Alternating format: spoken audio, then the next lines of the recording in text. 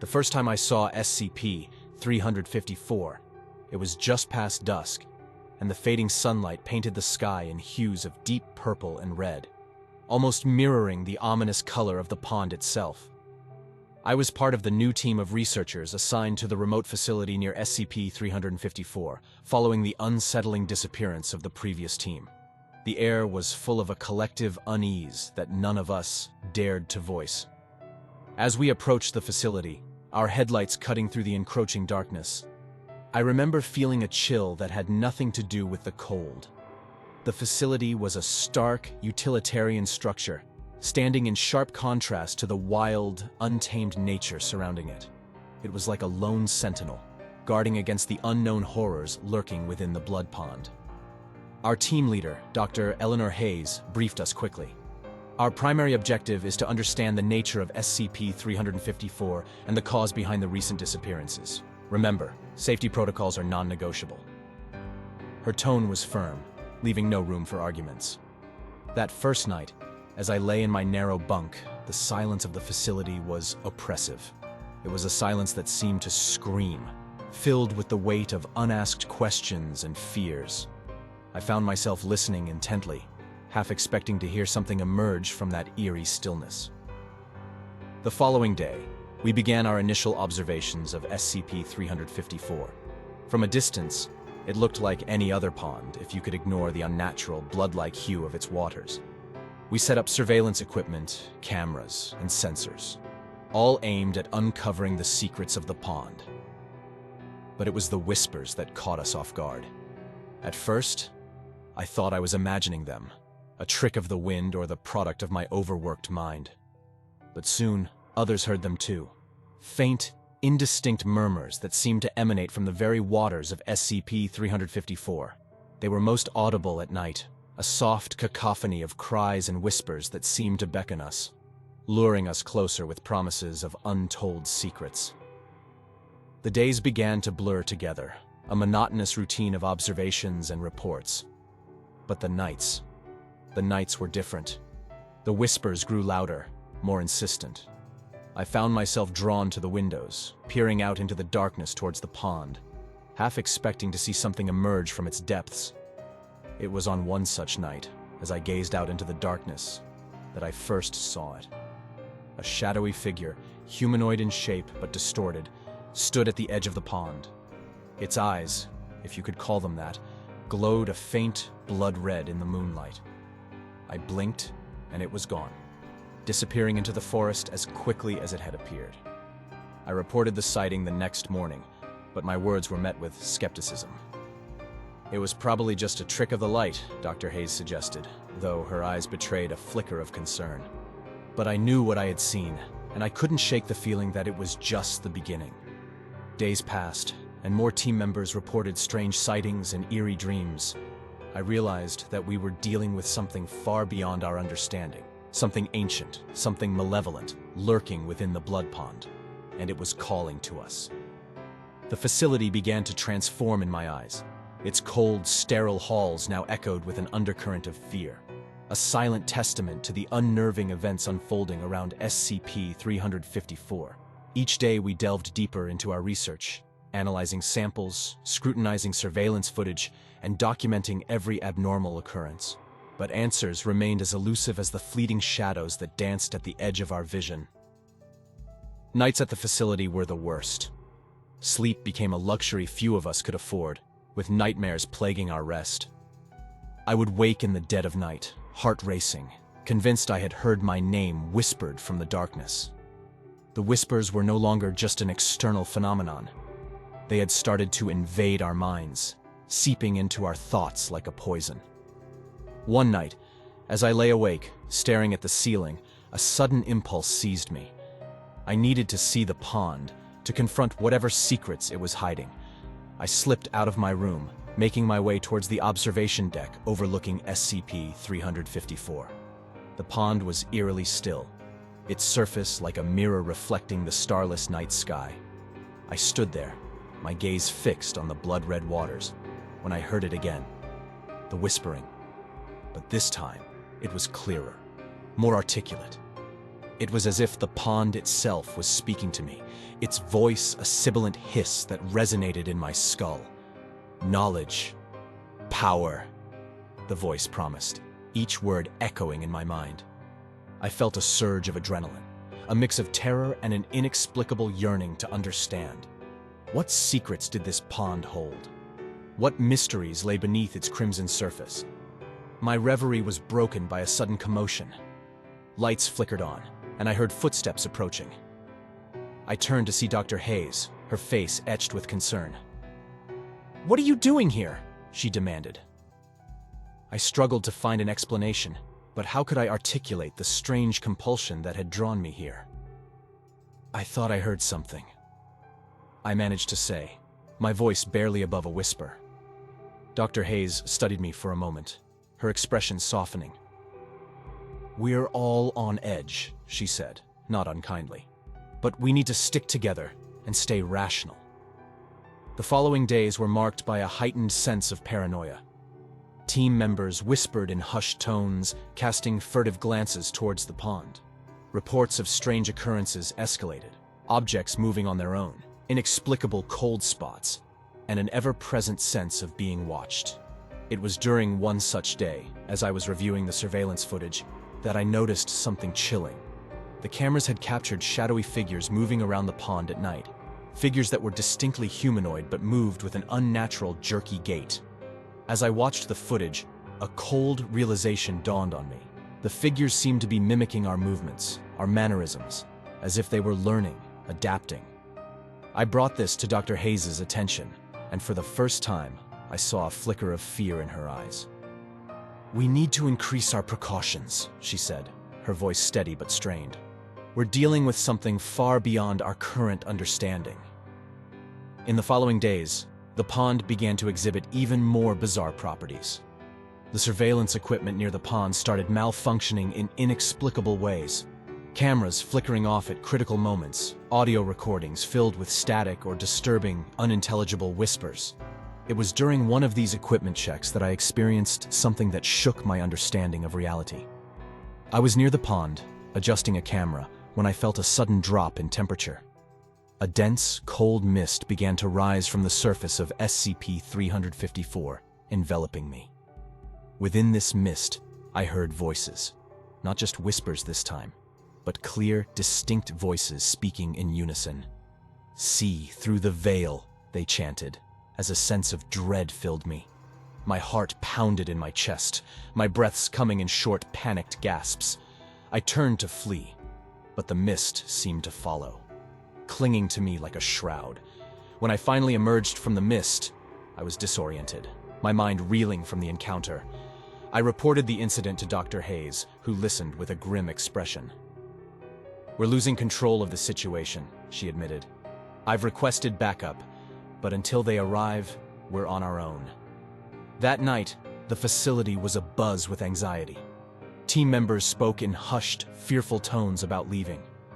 But the isolation of our location made it nearly impossible. We were trapped, both by our mission and by the unseen forces emanating from SCP-354. It was then that the disappearances started. One of our team, Dr. Marcus, vanished without a trace. His room was found in disarray, his notes scattered, with scribblings about eyes watching from the pond. Search parties were sent out, but they returned empty-handed, the forest offering no clues. With each passing day, the line between hallucinations and reality were becoming dangerously thin.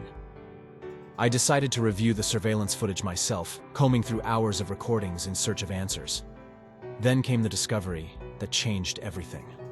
While reviewing the surveillance footage, we noticed something we had missed before. The pond was slowly, almost imperceptibly expanding. Each day, it crept a few more inches, eroding the ground around it, its crimson waters seeping into the earth. Dr. Hayes called for an emergency meeting. "This changes our entire understanding of SCP-354, she said, her voice trembling. "It's not just a static anomaly. It's growing, evolving. If we don't find a way to contain it, there's no telling how far it will spread." The team was on edge. the tension in the air almost tangible.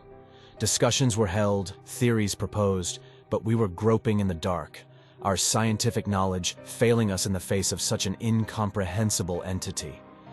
It was during one of these meetings that the facility shuddered, a low rumbling sound emanating from the direction of the pond. We rushed to the observation deck, and what we saw filled us with dread. The pond was convulsing, its waters churning, as if something enormous was about to emerge. Without warning, a massive, tentacle-like appendage shot out from the pond, slamming into the facility with terrifying force. The structure groaned under the impact, alarms blaring as panic ensued. "We need to evacuate!" Dr. Hayes shouted over the chaos, but it was too late. More appendages emerged, flailing wildly, their movements erratic and violent. I remember running through the corridors, dodging debris and fallen colleagues. The facility was coming apart, the reality itself seeming to warp and twist around us. As I neared the exit, a sudden realization stopped me in my tracks. The pond wasn't just attacking the facility. It was opening a gateway, a breach between our world and something far more sinister. I turned back, fighting my way through the collapsing corridors, driven by a desperate need to understand, to witness what lay beyond the gateway. As I reached the observation deck, I saw it. A vast, otherworldly landscape unfolding beyond the pond. A realm of impossible geometry and unspeakable horror. The air was filled with the screams of my colleagues, but they seemed distant, muffled by the overwhelming presence of the entity that was emerging from the pond. It was immense, a being of shadows and whispers, its form constantly shifting and changing. I stood there, paralyzed, as the entity turned its gaze towards me. Its eyes, if they could be called that, were like black holes, absorbing all light, all hope. In that moment, I understood the true nature of SCP-354. It was a gateway to an ancient, malevolent consciousness, one that had lain dormant, waiting for the right moment to awaken. The facility was in ruins, the gateway wide open, and I was standing at the brink, staring into the abyss. The whispers were now a deafening roar in my mind, promising knowledge, power, and madness. As the entity from the gateway reached towards me, time seemed to slow. I could feel its presence enveloping me, a cold, suffocating embrace that promised to unravel the very essence of my being. Its whispers grew louder, an unceasing torrent of voices that filled my consciousness with images of ancient, forgotten worlds and unspeakable horrors. In that moment of absolute terror and awe, a part of me wanted to surrender, to let this ancient being consume me, to become part of something far greater and more terrifying than I could ever comprehend. But a flicker of humanity sparked within me, a desperate, clinging hope that I could still resist, that I could still fight back against the darkness that threatened to engulf me. With every ounce of willpower I possessed, I tore my gaze away from the entity and stumbled backward. I ran, not knowing where I was going, driven by a primal instinct to survive. As I navigated through the debris and chaos, the screams and cries of my colleagues filled my ears. Some were trapped under fallen beams, others were staring blankly, their minds lost to the madness that the gateway had unleashed. I wanted to help them, but the overwhelming sense of self-preservation propelled me forward. Finally, I emerged from the ruins of the facility, gasping for air. The night sky was ablaze with strange, aurora-like lights. The landscape around me altered in ways that defied logic. The ground trembled beneath my feet, and I could feel the malevolent gaze of the entity following me, its whispers a constant presence in my mind. I kept running until the facility was a distant silhouette against the night sky. Exhausted and disoriented, I collapsed to the ground, my mind a whirlwind of fear and confusion. As I lay there, trying to make sense of what had happened, the realization of what we had unleashed weighed heavily on me. SCP-354, the Blood Pond, had been a Pandora's box, and we had unwittingly opened it. The whispers of the entity still echoed in my head. They spoke of worlds beyond our understanding, of realities where the laws of physics and sanity held no sway. The entity, a being from the abyss, had touched our world, and its influence was spreading like a stain across the fabric of reality. I knew I had to move, to find help, or at least warn others of what had happened. I pushed myself to my feet, my body aching, my mind still reeling from the encounter with the entity, and made my way through the twisted terrain. The night was filled with unnatural sounds, distant screams, and the groaning of the earth, as if the planet itself was in pain. After what felt like hours, I stumbled upon a road, its surface cracked and overgrown. I followed it, driven by a vague hope of finding civilization, or at least some semblance of normalcy. But the world I encountered was far from normal. Towns and cities were in disarray, their inhabitants either gone or driven mad by the influence of the gateway. Buildings were warped, their architectures bending in impossible angles, and the sky was a canvas of surreal colors, an ever-shifting mosaic that defied explanation. I encountered other survivors like myself, struggling to come to terms with the new, twisted world we found ourselves in. We shared stories, piecing together the events that had led to this catastrophe. We were a band of broken individuals, huddled around a fire, united by a common goal: to find a way to close the gateway, to push back the entity and its kin, to restore our world, or at least to survive in this new, nightmarish reality. As the fire crackled, and the whispers of the entity caressed the edges of our minds, we planned. We knew the odds were against us, that our fight was likely futile, but we also knew we had no other choice. The world had changed, and we had to change with it, to become something more than mere survivors. We had to become warriors, defenders of a reality under siege. And so, under the watchful, hungry gaze of the entity, our resistance began. Each of us carried the weight of loss and terror, but in that small circle of light, we found a semblance of unity and purpose. Our group was diverse, a mix of former SCP Foundation staff, locals who had witnessed the horrors firsthand, and a few who had seemingly stumbled out of the distorted reality zones. I introduced myself, recounting my experiences at the facility and the catastrophic events that had transpired. As I spoke, I could see the grim recognition in the eyes of my companions. Each had a story, each had witnessed the impossible, and each carried scars both seen and unseen. Among us was May, a former Foundation researcher whose keen insight into anomalous entities had helped her survive the initial chaos. Then there was Lucas, a truck driver whose route had taken him through the heart of the distorted zones, witnessing realities melding and horrors unimaginable. And there was Aisha, a local teacher, whose calm demeanor belied the depth of her resilience. May spoke of her observations. The entities seemed to be bound by the gateway, their presence stronger near the distortion zones. If we can find a way to close the gateway, we might be able to stop them. Her words sparked a flicker of hope, a plan forming amidst the despair. We needed to understand the gateway, to unravel the mechanics of SCP-354, and to find a way to reverse the cataclysmic events. Our discussion turned to strategies and theories. Lucas suggested using his truck to scout the perimeter of the distorted zones, mapping the extent of the entity's influence. Aisha proposed setting up safe havens, places untouched by the distortions where survivors could gather and regroup. As dawn approached, with a sky that no longer signaled morning in any traditional sense, we formed a pact. We were the Resistance, a band of determined individuals fighting for the remnants of our world. We set out in different directions, each tasked with a crucial part of our plan. The world around us was a landscape of nightmares, but within us burned a fire of defiance and hope. As I walked away from the camp, the whispers of the entity followed me, a constant reminder of the battle ahead. But I was no longer alone in this fight.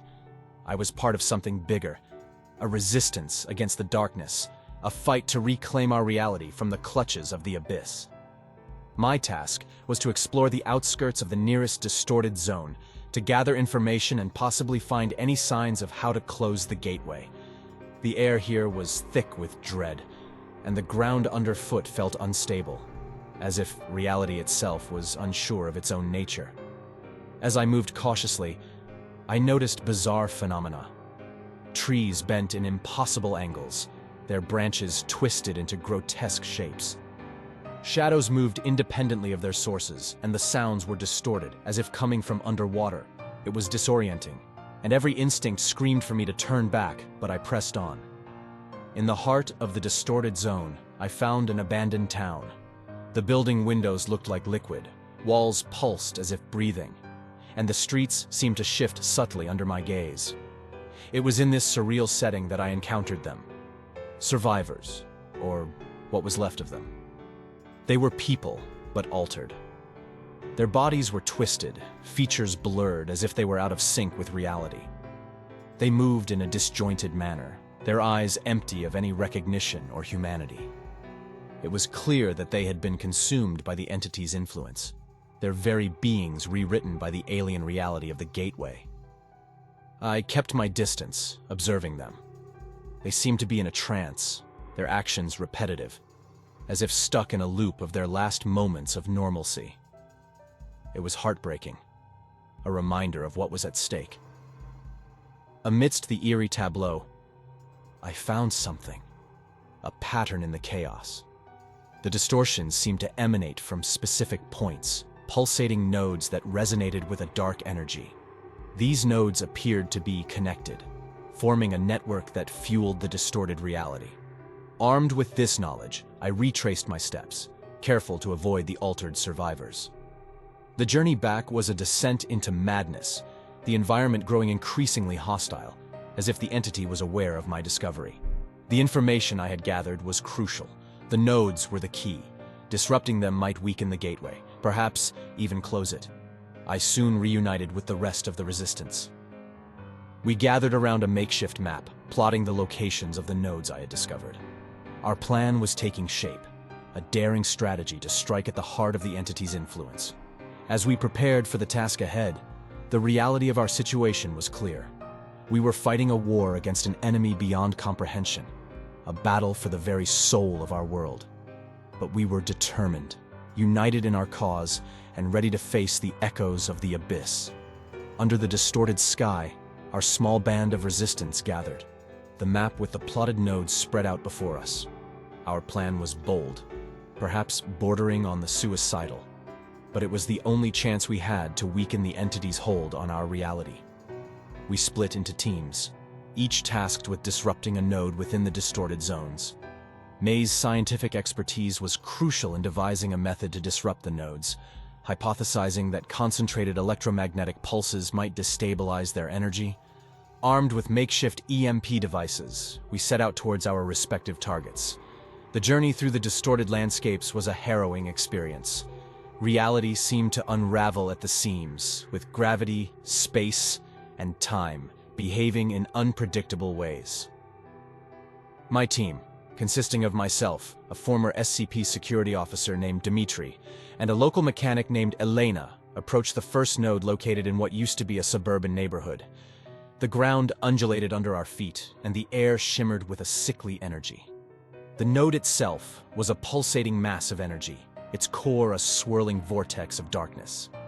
Dmitri set up the EMP device, his hands steady despite the surreal chaos around us. "Ready on your signal," he said, his voice barely audible over the hum of the node. I nodded and with a deep breath activated the device. A wave of electromagnetic energy surged forth, enveloping the node. For a moment, the world seemed to hold its breath. Then, with a sound like the universe tearing, the node erupted in a blinding flash of light. The ground shook violently, throwing us off our feet. As the light faded, we saw that the node had collapsed, the distortion around it dissipating. We didn't have time to celebrate, as the collapse of the node seemed to have angered the entity. The air filled with a deafening roar, and shadows coalesced into twisted forms around us. We were in its domain, and it did not take kindly to our intrusion.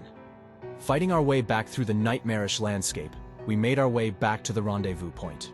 One by one, the other teams arrived, each reporting similar successes and encounters. As we regrouped, we could feel the change in the air.